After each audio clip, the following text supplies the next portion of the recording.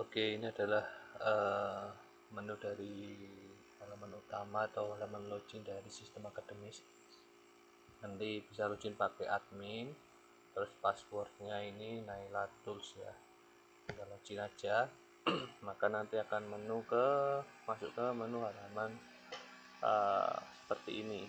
Halaman utamanya nanti adalah ini, halaman kegiatan kalender. Nanti bisa tambah-tambah sendiri sini. Ini halaman utama ya. Menunya di sini ada banyak, mulai dari kalau Anda sebagai administrator, Anda bisa punya menu admin di sini ya. Nanti bisa nambah sendiri. Admin ini adalah orang yang bisa mengakses ke aplikasi akademis ini yang website ya.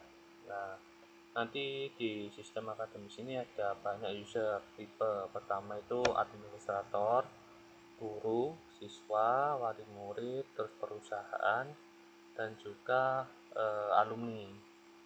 Nah, di sini adalah untuk halaman administrator, dan juga cara nambahnya tinggal ditambah aja. Terus kalau dia merangkap sebagai guru, tinggal pilih di sini. Nah, nanti akan ada di sini ya, tinggal dipilih aja. Terus nanti tinggal diisi, terus dikasih hak akses seperti ini. Dia aksesnya apa aja. Jadi guru pun bisa merangkap sebagai administrator. Contohnya adalah guru BK. Jadi selain dia ngajar, dia juga nanti dapat akses untuk menu ke BK, kayak ke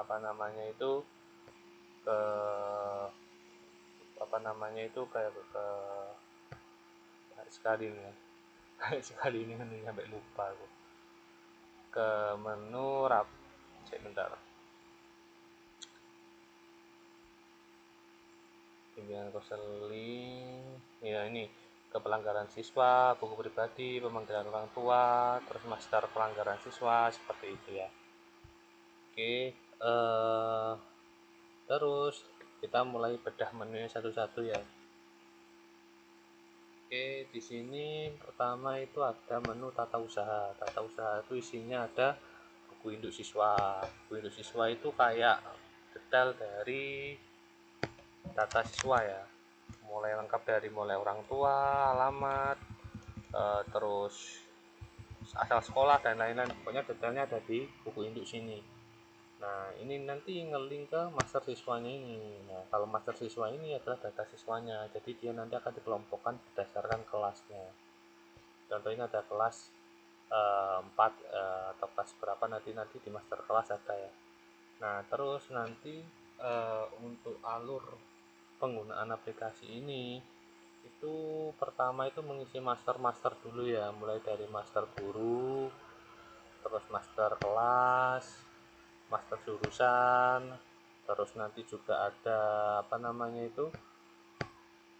di sini nanti ada master tahun ajaran baru, master semester, terus master jam pelajaran, hari libur, master mata pelajaran, jadwal pelajaran, terus master jenis ujian, jadwal ujian, rapot sisipan, rapot nanti ini laporan ya, jadi bukan master. Terus master prestasi guru, master pelanggaran guru, dan masih banyak sekali menunya ya. Nah, kalau semua anggap aja semua sudah terisi ya, berarti kita tinggal nanti yang pertama kali sebelum kita mulai menggunakan sistem ini, yang pertama pasti kan kita butuh yang namanya tahun ajaran ya. Jadi kita harus buka tahun ajaran baru dulu. Tahun ajaran baru kita tambahkan, terus namanya contoh tahun ajaran 2024 2025 2026, tahunnya 2025 ya mulainya. Nah, ini mulainya kita anggap aja bulan Mei sampai bulan Mei tahun depan 2026. Nah, statusnya nanti tinggal aktif atau tidak aktif. Aktif ya, kita simpan seperti ini.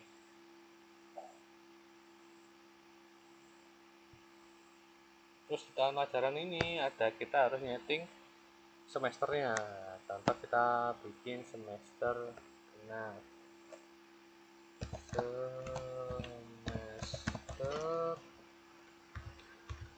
awal, semester ganjil, contoh gitu ya. Mulai tanggal semesternya tanggal sekarang sampai bulan, contoh kita bulan November gitu ya, harus statusnya aktif. Nah, nanti akan muncul, nanti bisa ditambah lagi semester selanjutnya seperti itu. Nah, setelah itu di sini nanti ada master semester, tadi kan sudah bikin ya. Nah, nanti akan diurutkan berdasarkan tahun ajarannya itu. Nah, setelah kita buat tahun ajaran baru, kita kan harus buka pendaftaran nih ya.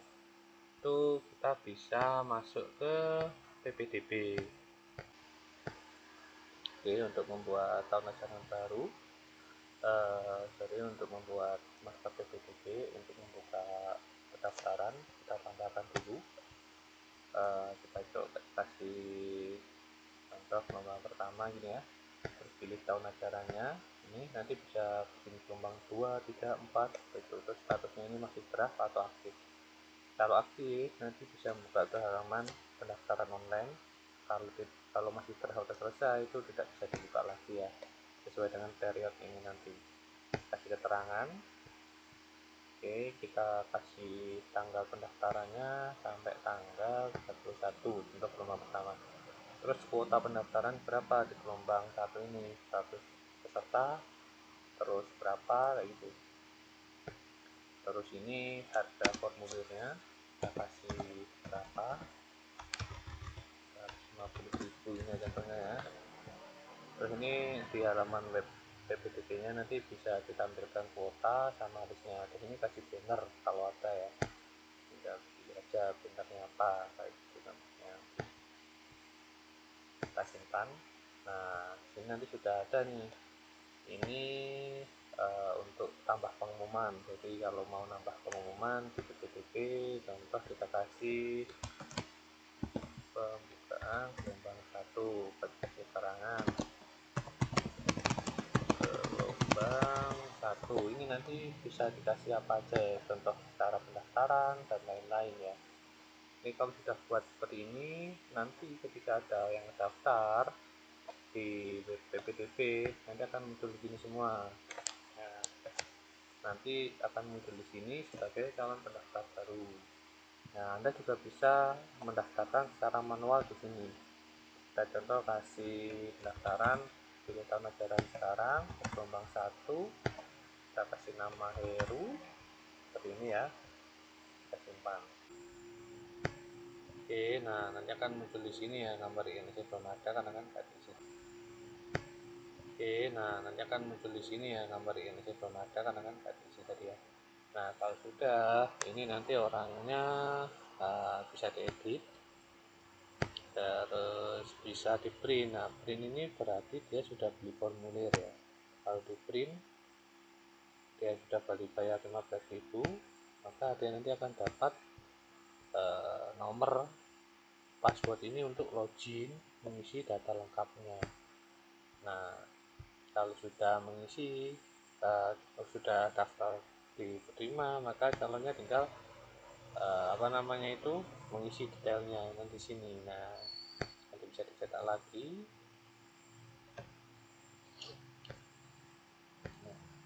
Terus kalau sudah nanti bisa dibalikan, atau juga ini nanti kalau sudah mengisi lengkap dia, maka akan pindah ke calon siswa sini, sudah mengisi formulir ya, lanjut terus sudah daftar ulang sampai pendaftaran diterima. Nah, nanti kalau sudah pendaftaran diterima, maka dia akan akan masuk ke sini tadi, buku Indo sama master siswa seperti itu. Jadinya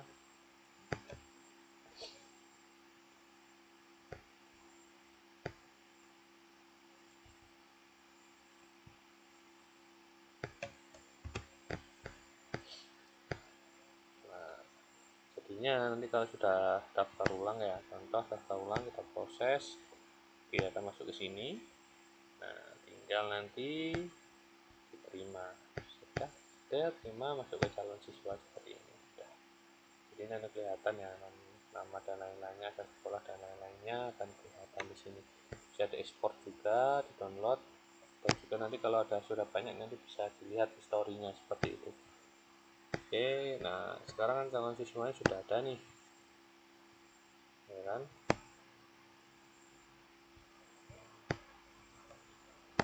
Penerimaan siswa. Nah, kalau sudah nanti selanjutnya adalah memasukkan ke kelasnya, pindah kelas. Nah, sini kita kan belum punya master kelas ya, kita bikin dulu master kelas satu dulu. Oke, jurusan juga belum ada, kita buat jurusan dulu. Jadi makanya nanti harus diisi dulu semuanya supaya bisa IPA.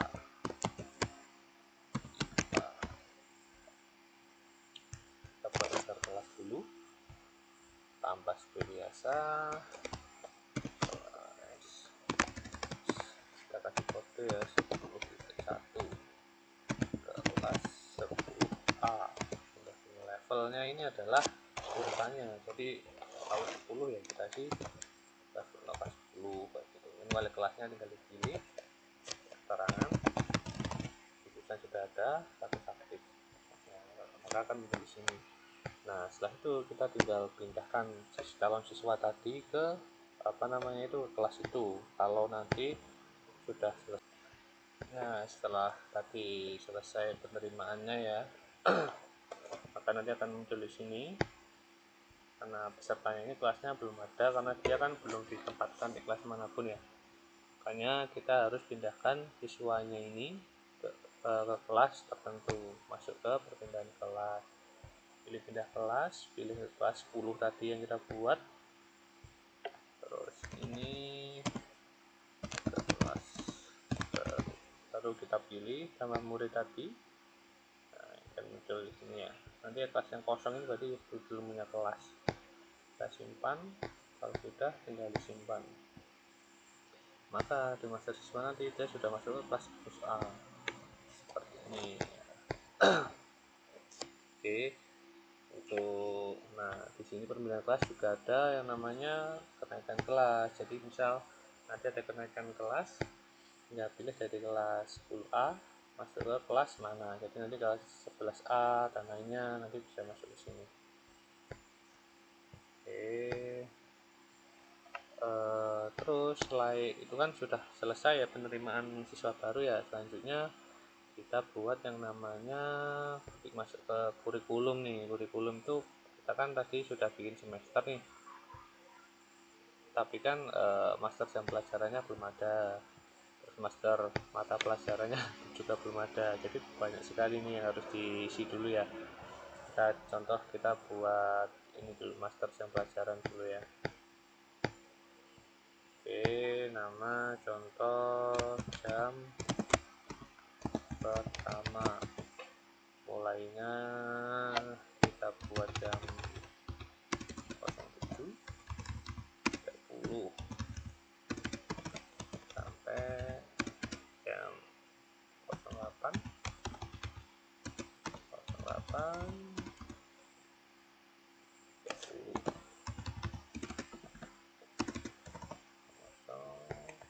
jam pertama.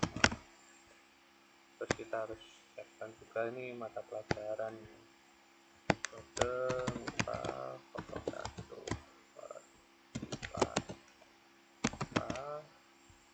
misalnya akademis atau non akademis. Ini nanti akademis sama non akademis ini fungsinya, kalau akademis itu ya akademis, ya non akademis kayak kegiatan ekskul dan lain-lain, keagamaan dan lain-lainnya. Ini wajib, berarti ini kalau kita centang wajib, jadi semua siswa diwajibkan untuk mengikuti pelajaran ini. Tinggal simpan. Terus ini jadwal libur juga harus diisi, karena kan kita harus tentukan juga jadwal libur supaya apa, nanti waktu di aplikasi yang mobile itu ada kelihatannya kalau hari libur. Kita tambah dulu. kita bisa ekspor import juga ya, ini ya, import dari apa namanya itu, Excel. Langsung data nasional aja bisa. Kalau data nasional kita ambil hari libur nasional, kita proses, simpan. Nah, sudah, saat ini nanti akan muncul jadwal liburnya ya. Oke, tadi kan masih kurikulum ya.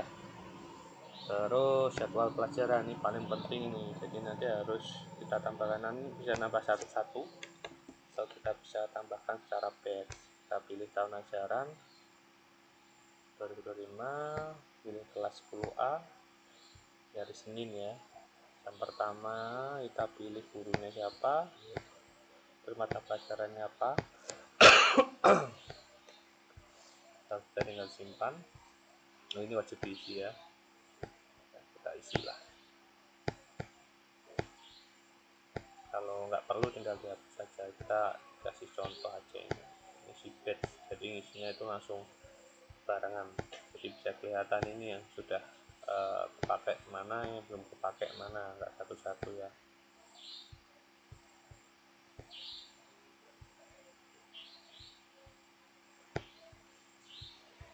Oke, sudah isi semua, tinggal simpan. Nah, maka akan muncul di sini ya.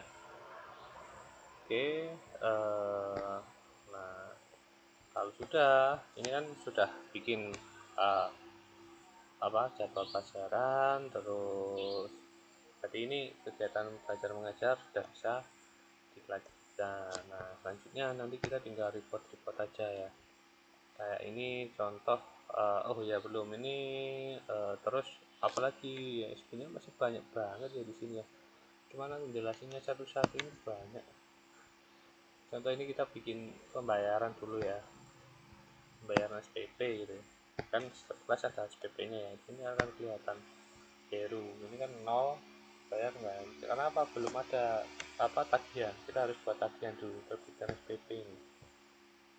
Tahun ajaran sekarang, terus pilih kelas, jadi langsung satu kelas itu dapat, nggak perlu satu-satu.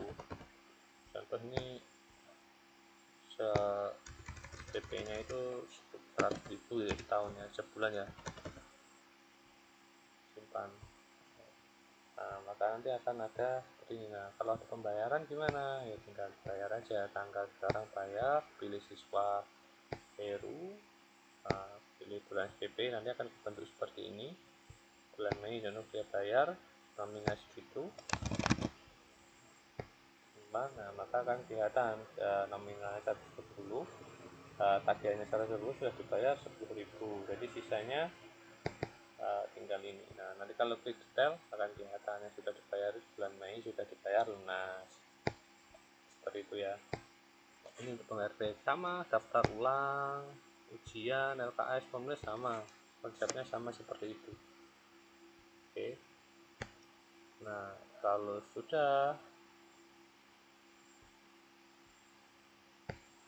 itu kan untuk BP ya, TU keuangan ya, masalah keuangan. Terus kan kalau ada sudah kegiatan belajar mengajar nih, ini ada nanti namanya kesiswaan, ini ada ekstrakurikuler. Kita kalau mau nambah ekstrakurikuler, terus nanti ada jadwalnya juga bisa diisikan. Terus ini BK isinya apa ya, buku pribadi, jadi nanti ada di sini ada kelihatan ya, contoh kitab, ini ya, pilih siswanya baru ya, contoh ya. Nah, nanti akan kelihatan di sini ada panggil orang tua nggak? Oh, ini data orang tuanya seperti ini. Terus catatan pelanggaran siswa ada nggak? Oh, nggak ada. Catatan siswa ada nggak? Terus ada pernah panggil orang tua nggak? Seperti itu ya. Jadi detail banget, mulai dari awal dia masuk ke sekolah sampai dia keluar nanti. Nah, ini juga ada master pelanggaran, nanti bisa ditambah contoh kode 1, nama merokok, skor 10. Nanti ketika ada itu siswa merokok, dia dapat pelanggaran 10. Selain pelanggaran ada juga prestasi. Nah, ini tinggal contoh, ini ada siswa yang melanggar kali. Oke, ini untuk apa namanya itu, membuat pelanggaran siswa ya. Jika siswa melakukan pelanggaran, maka datanya akan tercatat di sini. Cara menambahnya, masuk ke menu pelanggaran, terus tambah, pilih tanggalnya, terus pilih siswanya, terus silahkan pilih pelanggarannya, nanti skornya akan otomatis masuk ke sini, kasih keterangan. Nah, terus ini ada tanda tangan dari siswa, tanda tangan dari guru BK, baru nanti wali murid bisa melakukan juga. Kalau sudah tinggal disimpan. Nah, maka datanya akan tersimpan di sini. Terus nanti di periswaan, sorry,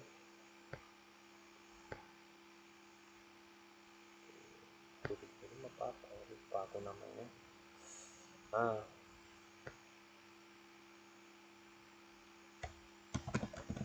buku pengendal, buku induk, bukan. Nah, ini di buku pribadi, sini akan muncul datanya. Kalau orang itu pernah melakukan pelanggaran, ini seperti ini. Oke, seperti itu ya. Sama kayak prestasi pun juga sama caranya ya. Selain siswa, ini kan nanti juga ada banyak ya, tidak cuma siswa aja ya. Terus di humas ini ada nanti berhubungan dengan data guru. Jadi guru itu juga punya pasal pelanggaran, terus pelanggaran juga, kayak gitu ya. Dan masih banyak lagi menunya, nggak mungkin aku jelaskan satu-satu karena bakal panjang, mending dipelajari sendiri ya. Nanti kalau sudah dipelajari, dirangkum, baru nanti kita bisa presentasi. Seperti itu Mas Adi.